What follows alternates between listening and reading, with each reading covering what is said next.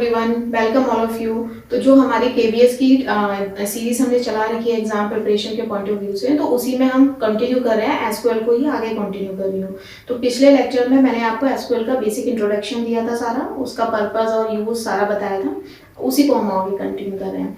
तो इसमें इंपॉर्टेंट था कि हम एक तो एसक्यूएल जो होता है वो नॉन प्रोसीजरल लैंग्वेज होता है, ये आपको ध्यान रखना है। और दूसरा डेवलप कब किसने किया था वो मैंने लिखा हुआ है, रिसर्च लेबोरेटरी में डेवलप किया था आईबीएम में। ठीक है, अब इसके क्लॉजेस मैं ऑलरेडी आपको बता चुकी हूँ, तो अब उन क्लॉजेस का यूज होगा।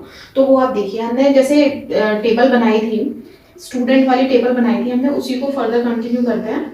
ठीक है, ये हमारा क्या है, एक स्टूडेंट नाम का एक डेटाबेस है जिसपे हमने डिटेल ली थी स्टूडेंट की। ठीक है, स्कीमा आपको क्लियर हो गया होगा। जैसे ये हो गया स्टूडेंट का रोल नंबर, उसका नेम, एज, सिटी। ठीक है, और यहाँ पे जितने भी रिकॉर्ड हमारे होंगे, जितने भी नंबर ऑफ स्टूडेंट होंगे, उनके रिकॉर्ड हम यहाँ पे इंसर्ट करेंगे। आगे बताती हूँ आपको। अब जैसे मैंने आपको बताया था कि क्लॉजेस तीनों बता दिए मैंने आपको, सिलेक्ट क्लॉज में लिखना है। सपोज दैट मुझे कोई क्वेरी लिखनी है, मुझे कोई रिकॉर्ड सिलेक्ट करना है,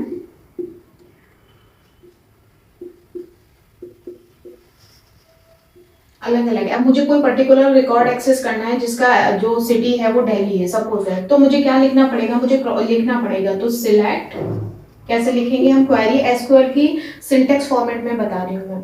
जो हमने क्लॉज पढ़ा था ना, सिलेक्ट क्लॉज को यूज कैसे करेंगे। सिलेक्ट, टेबल का नाम क्या है, स्टूडेंट। ठीक है, मुझे क्या चाहिए, मुझे उसकी सिटी चाहिए सिर्फ, तो सिलेक्ट सिटी फ्रॉम टेबल का नेम, क्या टेबल का नाम है, स्टूडेंट।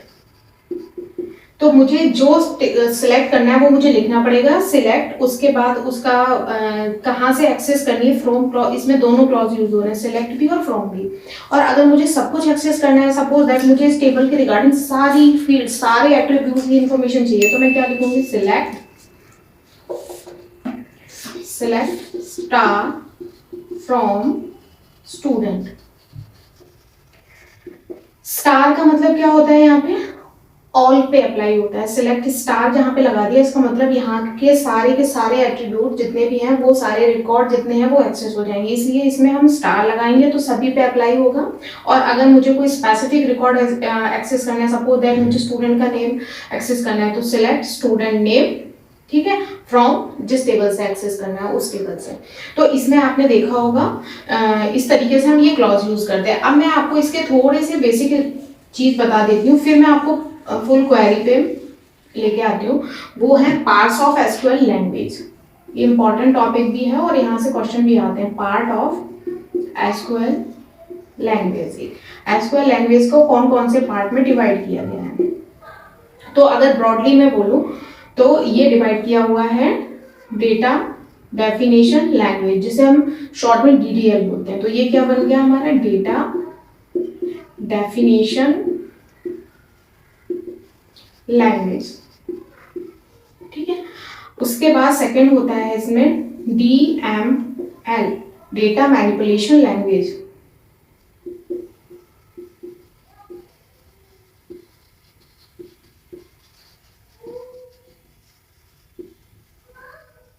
और एक इसमें होता है डीसीएल, यहां से क्वेश्चन बनते हैं, डीडीएल, डीएमएल, डीसीएल, तो डेटा कंट्रोल लैंग्वेज।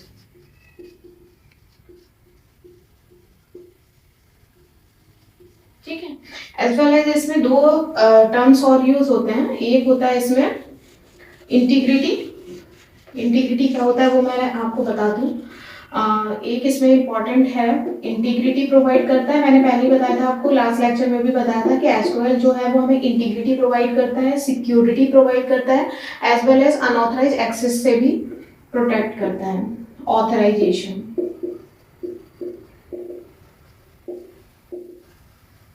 ठीक है, इसकी भी नीड होती है हमें।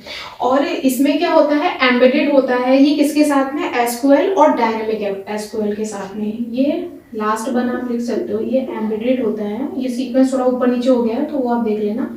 ये एम्बेडेड होता है एसक्यूएल एंड डायनेमिक एसक्यूएल। अब इनका मैं मतलब आपको बताती हूँ ये होता क्या है। बेसिकली इसको आप बोल सकते हो ये पार्ट है एसक्यूएल के। तो इसमें क्या होता है, ये स्टार्ट हम यहाँ से करते हैं। फर्स्ट पार्ट होता है, सबसे पहले स्टार्ट यहीं से होता है, ठीक है, डेटा डेफिनेशन लैंग्वेज। तो डेटा डेफिनेशन लैंग्वेज अभी मैंने आपको जो स्कीम में बताया था उसका बताने का पर्पस यही होता था। डेफिनेशन का मतलब क्या होता है, किसी भी चीज को डिफाइन करना। तो अब ये किसकी डेफिनेशन की बात कर रहे हैं, डेटा की डेफिनेशन की। तो हम क्या करते हैं, जो टेबल बनाते हैं उसका जो स्कीमा होता है उसको जब हम डिफाइन करते हैं तो वो वाला जो पार्ट होता है ना, वो आता है डेटा डेफिनेशन के अंदर। यानी कि जो आपके पास एक ह्यूज अमाउंट ऑफ डेटा है उसको एक डिफाइन करना, प्रॉपर एक स्कीमा फॉर्मेट में, एक टेबल फॉर्मेट में उसको डिफाइन करना, हर एक एट्रीब्यूट के साथ में ये असाइन करना कि उस डोमेन के साथ में उसकी वैल्यू को असाइन करना। जैसे ये एट्रीब्यूट मैंने डिफाइन किया स्टूडेंट नंबर, तो इस मतलब एट्रीब्यूट के साथ में ये एसोसिएट करना कि इसमें यही जाना चाहिए, कुछ और नहीं जाना चाहिए। तो ये सारी चीजें डेटा डेफिनेशन लैंग्वेज के अंदर आती हैं। मैं यहाँ पे लिख देती हूँ इसके अंदर आता क्या क्या है, ठीक है। अगर मैं बात करूं इसकी डेटा डेफिनेशन लैंग्वेज की, तो इसके अंदर क्या क्या होता है, एक तो हम इंटीग्रिटी को भी काफी हद तक यहाँ पे मैनेज कर लेते हैं। इंटीग्रिटी का मतलब क्या होता है, डेटाबेस जो है कैसा होना चाहिए, सिक्योर होना चाहिए और इंटीग्रिटी के साथ में होना चाहिए। नॉन इंटीग्रिटी नहीं आनी चाहिए, उसमें डुप्लीकेसी नहीं आनी चाहिए। और दूसरा इसमें क्या होता है, हम एसोसिएट कर देते हैं डोमेन की वैल्यूज को उसके एट्रीब्यूट के साथ में। एक ये वाला पार्ट भी यहीं पे डन हो जाता है, जो डोमेन की वैल्यू है उनको हम एसोसिएट करके रखते हैं उसके एट्रीब्यूट के साथ में। जैसे कि मान लो नेम है तो नेम की एसोसिएट होगा कि उसमें नेम ही एंटर करे, उसमें कुछ और फील्ड को हम एंटर नहीं कर सकते। तो ये सारी चीजें भी डेटा डेफिनेशन के अंदर ही आ जाती है। और उसके अलावा काफी हद तक हम सिक्योरिटी और ऑथराइजेशन जो होता है वो भी यहाँ पे हम मैनेज करते हैं। मतलब डेफिनेशन का मतलब जो टेबल का स्ट्रक्चर मैंने अभी आपको बताया था, जो अभी रब किया है कि जो टेबल का स्ट्रक्चर होता है उसका जो स्कीमा होता है वो डिफाइन करने का जो प्रोसेस होता है, जब तक वो डिफाइन किया जा रहा है, कोई वैल्यू इंसर्ट नहीं हुई है, सिर्फ स्ट्रक्चर की बात कर रही हूँ, वो सारा का सारा जो काम होता है वो डेफिनेशन के अंदर आता है, यानी कि डिफाइन करना। तो ये सारी चीजें अगर मैं बोलूँ एसक्यूएल की लैंग्वेज में, ठीक है, तो एसक्यूएल की लैंग्वेज में क्या होगा, यहाँ पे ये सब कुछ किसके क्या कर रहे हैं, अभी हम क्रिएट की बात कर रहे हैं। तो ये सारी चीजें जो अगर एक कमांड में बोलूं तो इसमें क्या होता है, क्रिएट होता है। यहाँ पे क्या हो रहा है, डेटाबेस क्रिएट हो रहा है, उसका स्कीमा क्रिएट हो रहा है। और क्रिएट होते टाइम ही हम ये बोल देते हैं कि भाई उसमें ये सिक्योरिटी हमें रखना है कि इसको प्राइमरी की बनाना है, तो वो ही फील्ड जो होगी वो प्राइमरी की होगी। उसी में हमें ऑथराइजेशन भी उसी समय सेट कर देते हैं कि इस वाले पर्सन को इतनी एक्सेस मिलेगी, उससे ज़्यादा एक्सेस नहीं है उसके पास, ठीक है। जैसे स्टूडेंट को हम एक्सेस ये नहीं देंगे कि वो फैकल्टी का फिनेंस में एंटर करे, नहीं है, उसे उसके जो फील्ड है उसमें एंट्री मिलेगी। तो ये सारी चीज़ें हम क्रिएट के टाइम पे डिफाइन करते हैं। जब आप एसक्यूएल का इन्वायरमेंट ओपन करते हैं, एसक्यूएल का इंटरफेस आप ओपन करते हैं, तो तब वहाँ पे ये सारी चीज़ें हम डिफाइन करते हैं। क्रिएट करते टाइम ही आपको ये पूछा होगा कि प्राइमरी की किसको बनाना है टेबल में, आपने सिलेक्ट कर लिया कि मुझे स्टूडेंट नंबर को प्राइमरी की बनाना है, तो वो आप पहले ही बना दोगे। अभी डेटा इंसर्ट की बात ही नहीं कर रही मैं, सारी चीज़ें क्रिएट के अंदर जा रही हैं। अब हम आते हैं डेटा मैनिपुलेशन लैंग्वेज के अंदर। तो इसमें क्या होता है, मैं इसकी आपको क्वेरी भी लिख के दिखा देती हूँ कि इसकी क्वेरी कैसे लिखेंगे। एक मिनट, सपोज दैट मुझे एक टेबल क्रिएट करना है, अभी मैंने आपको ड्रॉ करके दिखाई थी ना। अब अगर उसको आपको एसक्यूएल के इन्वायरमेंट में जाके लिखना पड़े, लिख के कैसे क्रिएट होगी, लिखोगे कैसे आप, तो हम क्या लिखेंगे यहाँ पे, क्रिएट। ये एक स्टैंडर्ड सिंटैक्स होता है जिसको हमें फॉलो करना होता है चाहे हम कोई भी टेबल क्रिएट कर रहे हो। तो हम क्या लिखेंगे यहाँ पे, क्रिएट। क्रिएट एक कीवर्ड है तो इसको आपको एज इट इज लिखना पड़ेगा, जैसे क्रिएट। क्रिएट के बाद टेबल, ये भी आपको एज इट इज लिखना पड़ेगा, ये एक सेंटेंस है, क्रिएट टेबल। उसके बाद पूछता है टेबल नेम, आपको टेबल का क्या नाम रखना है, ये टोटली अप टू यू है, आप कुछ भी नाम लिख सकते हो, स्टूडेंट रखना है, एम्प्लॉय रखना है, जो मर्जी हो आप रख सकते हो। सपोज दैट मुझे स्टूडेंट नाम की, एम्प्लॉय नाम की क्रिएट करनी है, तो मैंने टेबल का नाम अगर मुझे एम्प्लॉय रखना है तो मैंने यहाँ पे उसको बता दिया भाई ये टेबल का स्ट्रक्चर बनाना है जिसका नाम रखना है मुझे एम्प्लॉय। बोलेगा ठीक है, तो वो एक टेबल क्रिएट कर देगा जिसका नाम हो जाएगा एम्प्लॉय। अब भाई अब उसने टेबल तो बना दिया, अब उसमें कितनी नंबर ऑफ एट्रीब्यूट होंगे वो हमें उसको बताना पड़ेगा, उसे नहीं पता एम्प्लॉय में आपको क्या क्या चाहिए, ठीक है। अब सपोज दैट मुझे चाहिए एम्प्लॉय का नेम चाहिए मुझे एक, तो ठीक है, मैंने उसको बताया कि एक कॉलम, इस लाइन का मतलब क्या हुआ, क्रिएट टेबल एम्प्लॉय, उसको ये समझ आया कि मुझे एक टेबल बनानी है और जिसका नाम मुझे एम्प्लॉय रख देना है, इस लाइन में वो इतना काम कर देगा, ठीक है, टेबल बना देगा आपका। फिर वो अभी उसे नहीं पता एट्रीब्यूट क्या लेना है, उसने सिंपल टेबल बना दी। अब आप उसे बता रहे हो कि मुझे एक तो कॉलम चाहिए जिसमें एम्प्लॉय का नाम आना चाहिए, उसने एक कॉलम में फिल कर दिया एम्प्लॉय नेम, ठीक है। अब इसके अलावा हमें ये बताना पड़ता है कि उसका जो डेटा टाइप होगा ना वो क्या होगा, एम्प्लॉय का जो नेम है ना वो कैसा होगा, वो हमें उसे बताना पड़ेगा। जैसे नेम है तो ऑफकोर्स कैरेक्टर में ही होगा, तो मैंने लिखा है यहाँ पे कैरेक्टर, ठीक है। ये क्या है, एक डेटा टाइप है। इसका मतलब एम्प्लॉय नेम में जो एंट्री करेंगे वो सिर्फ कैरेक्टर को लेगा, उसके अलावा कोई और वैल्यू नहीं लेगा। उसके बाद पैराथीसिस में लिखना होता है उसका साइज। तो हम क्या होता है मैक्सिमम साइज लेके चल लेते हैं कि इससे ज्यादा तो नहीं होगा, किसी का भी नेम होगा वो 20 कैरेक्टर से बड़ा तो नहीं होगा। तो हमने सेट कर दिया कि कैरेक्टर में होगा और 20 मैक्सिमम लेगा, यानी कि वो 20 से कम कुछ भी ले लेगा लेकिन 21 नहीं लेगा, उससे आगे नहीं लेगा, ठीक है। ये बता दिया मैंने उसको, ठीक है। और उसके बाद में एक कॉलम के बारे में बात हो गई। अब दूसरा मुझे चाहिए एम्प्लॉय आईडी, ठीक है, एम्प्लॉय आईडी, ठीक है। उसने भाई अगले कॉलम में एम्प्लॉय आईडी दे दी आपको।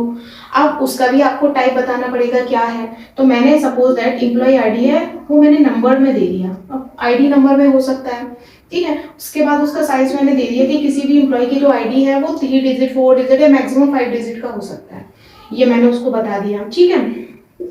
2 कॉलम आपके क्रिएट हो गए। अब मुझे कुछ और देना, जैसे मैंने एड्रेस मान लो, जैसे मुझे रखना है एम्प्लॉय का एड्रेस। अब एड्रेस कैसा होगा, कैरेक्टर में होगा। तो यहाँ पे क्या होता है मोस्टली हम यूज करते हैं वेर। बताती हूँ क्या होता है। ये भी मैंने 20 ले लिया, ये ले लिया और सेमीकोलन, ये यहाँ पे क्लोज हो गया।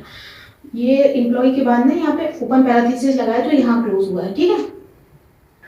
अब देखो ये इसमें क्या होता है, वेर का मतलब क्या होता है, ये कॉम्बिनेशन होता है एक्चुअली नंबर्स और कैरेक्टर का। तो मोस्टली हम वेर कैर ही लेते हैं कि अगर एड्रेस में कई बार ऐसा होता है ना 24C है ना, राजेंद्र नगर या कुछ भी इस तरीके से, तो उसमें कॉम्बिनेशन में आ जाता है, तो इसलिए वेर कैर ले लेते हैं। तो अगर कोई नंबर भी आ रहा है सिंगल डिजिट का तो वो उसको ले लेगा, उसमें कोई प्रॉब्लम नहीं आएगी।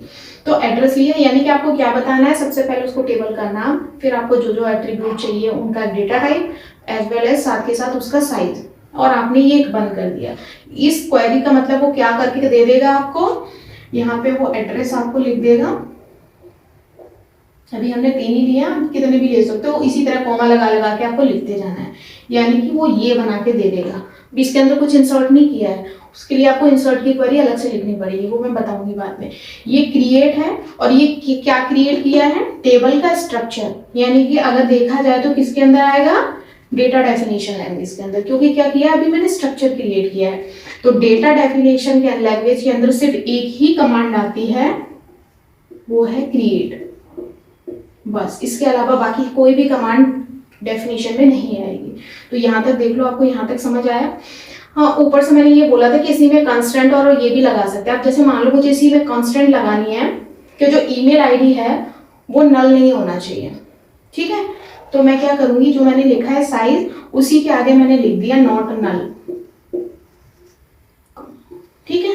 इसका मतलब ये है, ये कंस्टेंट मैंने लगा दी कि जब कोई भी आप इसमें रिकॉर्ड फीड कर रहे हो, एंटर कर रहे हो, इंसर्ट कर रहे हो, तो एम्प्लॉय आईडी वाला जो ये कॉलम दिख रहा है आपको, इसको आप ब्लैंक नहीं छोड़ सकते, इसमें आपको एंट्री कुछ ना कुछ करनी ही पड़ेगी। अगर एंट्री नहीं है तो एरर देगा, उस रिकॉर्ड को इंसर्ट नहीं करेगा, भले आपने सारे कॉलम बिल्कुल ठीक ठीक फिल किए हो, क्योंकि कंस्ट्रेंट सेटिस्फाइड होनी चाहिए। जब कंस्ट्रेंट वायलेट होगी तो इंसर्शन ऑपरेशन परफॉर्म नहीं होगा, ठीक है। तो ये हो गया डीडीएल की बात। अब हम आते हैं डीएमएल, डेटा मैनिपुलेशन लैंग्वेज। उसमें किस तरीके से काम होता है, मैनिपुलेशन में सारे ऑपरेशन आ जाएंगे, डेटा को मैनिपुलेट करना, इसमें इंसर्ट भी आएगा, इसमें अपडेट भी आएगा और इसमें डिलीट भी आएगा, यानी क्रिएट को छोड़ के जितने भी हैं ऑपरेशंस वो सारे डीएमएल के अंदर आ सकते हैं, ठीक है। इसके अंदर क्या क्या आ सकता है डीएमएल के अंदर, अगर बोले इंसर्शन, इसमें रिकॉर्ड इंसर्ट भी हो सकते हैं। किसी रिकॉर्ड में मान लो किसी एम्प्लॉय का एड्रेस चेंज हो गया, उसका फोन नंबर चेंज हो गया, उसने आके कॉलेज में बोला कि भाई मेरा एड्रेस चेंज हो गया, आप अपडेट कर दीजिएगा, तो डेटाबेस क्या होगा, अपडेट होगा। इंसर्ट का मतलब कोई न्यू एम्प्लॉय ने नया ज्वाइन किया है तो उसकी सारी एंट्री, सारी डिटेल इस टेबल में एंटर होगी, तो इंसर्ट भी होगा। अपडेट भी होगा, और कोई एम्प्लॉय अगर रिजाइन करके चला गया है तो वहाँ पे डिलीट भी करना पड़ेगा हमें। तो ये सारे किसके आते हैं, ये मैनिपुलेशन लैंग्वेज के अंदर आते हैं, ठीक है। यानी कि किसके पार्ट हो गए, डीएमएल के पार्ट। क्वेरी कैसे लिखते हैं वो मैं फिर आप इसको आगे आपको बता दूंगी, पहले आप इसका मतलब समझ लो। क्रिएट डेफिनेशन में जाएगा, डीएमएल में जाएंगे बाकी के सारे ऑपरेशन, और कंट्रोल में क्या जाता है, डीसीएल, वो बताती हूँ मैं आपको। ये यहाँ तक समझ आ गया कि डीएमएल में बाकी ऑपरेशन जाएंगे, कैसे लिखना है वो मैं आपको क्वेरी बताऊंगी बाद में, ठीक है। अब एक बार डीसीएल भी समझ लो, डेटा कंट्रोल लैंग्वेज। उसमें क्या करते हैं हम, उसमें डेटा को कंट्रोल कैसे करना है।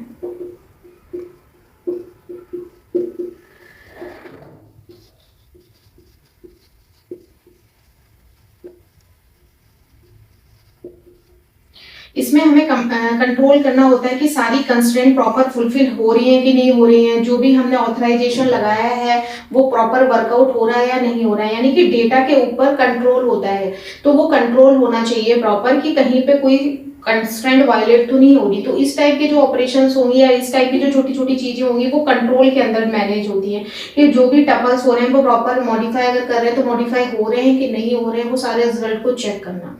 तो ये डीसीएल के अंदर आता है। इंटीग्रिटी मैंने आपको बताई दी कि इसमें क्या होता है, इसमें कंस्ट्रेंट वगैरह सारी चीजें देखते हैं कि डेटाबेस जो होता है वो उसकी इंटीग्रिटी वायलेट नहीं होनी चाहिए। और ऑथराइजेशन में आता है बेसिकली सिक्योरिटी और एक्सेस, परमिशन एक्सेस, जैसे हम बोलते हैं ना कि परमिशन दे दी हमने, तो वो उस यूजर को ये परमिशंस दी हैं तो वो उतना ही डेटाबेस के ऊपर अपना वर्क कर सकता है।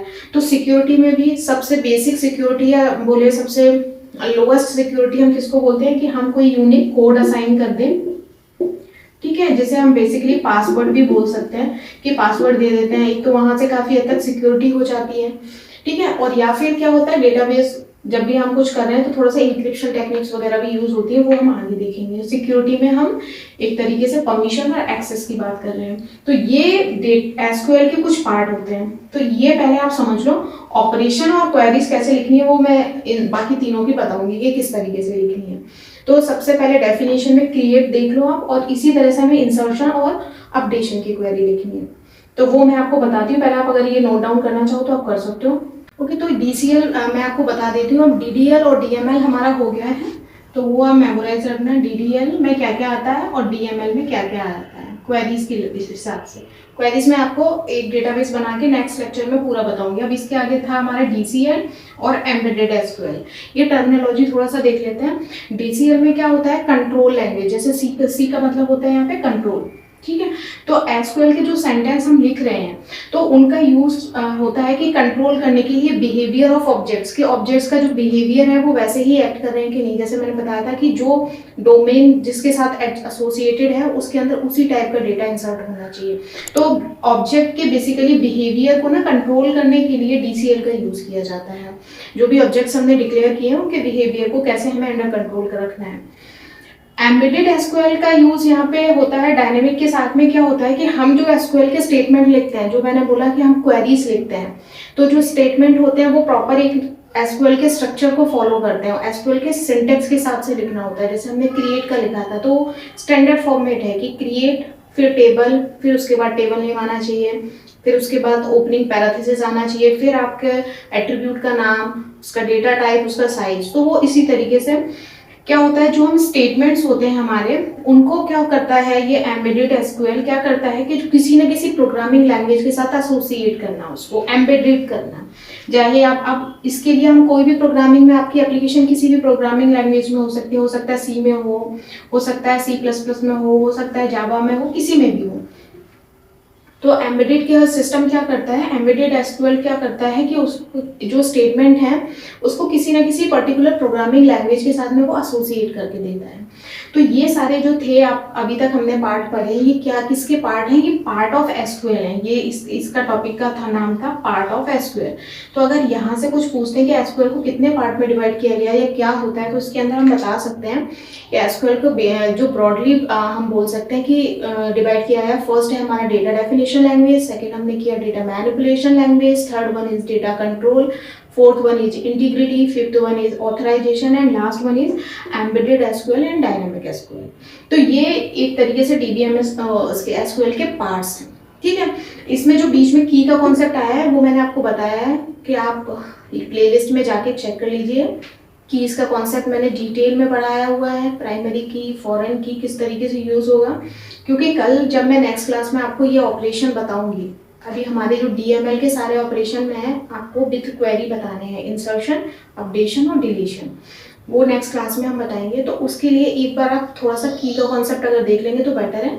उसकी लिंक मैं डिस्क्रिप्शन में शेयर कर दूंगी आपके साथ, ठीक है। और ऊपर आई बटन के साथ भी एसोसिएट रहेंगे तो आप वहाँ जाके भी एक बार गो थ्रू कर सकते हो, ठीक है। तो हम कल कंटिन्यू करेंगे, हमारे नेक्स्ट लेक्चर में जो कंटिन्यू टॉपिक होगा वो होगा डेटा मैनिपुलेशन लैंग्वेज के कमांड्स विथ सिंटैक्स, ठीक है। So thank you so much for watching us.